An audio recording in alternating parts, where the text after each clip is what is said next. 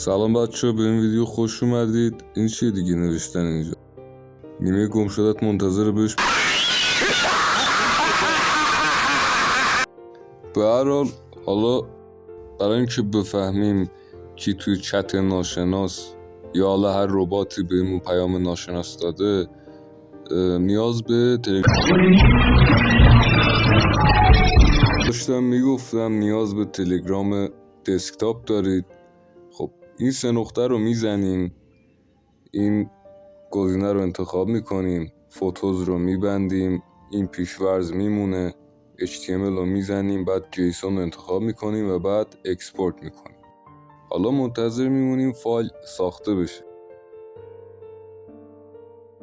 خب فایلمون ساخته شد، ما فایل رو باز میکنیم.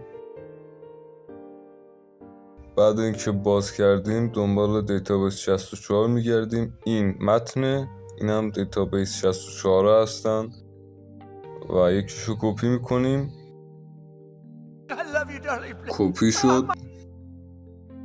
کدی که بهتون دادیم همین کد رام میکنیم و اینجا پیست میکنیم دیتابیس 64 که کپی کردیم. یه اینتر و حالا میبینیم که آیدی کاربری که بهمون این پیامو داده برامون نمایان شد. کپی میکنیم این آیدی عددیو و بعد میام توی تلگرام، این ربات رو مینویسیم آیدیشو و بعد جلوش یه فاصله میذاریم و همون آیدی عددیو پیست میکنیم و حالا روش کلیک میکنیم. حالا از ماهیت کاربر با خبر شدیم و فهمیدیم کیه که بهمون پیام ناشناس داده.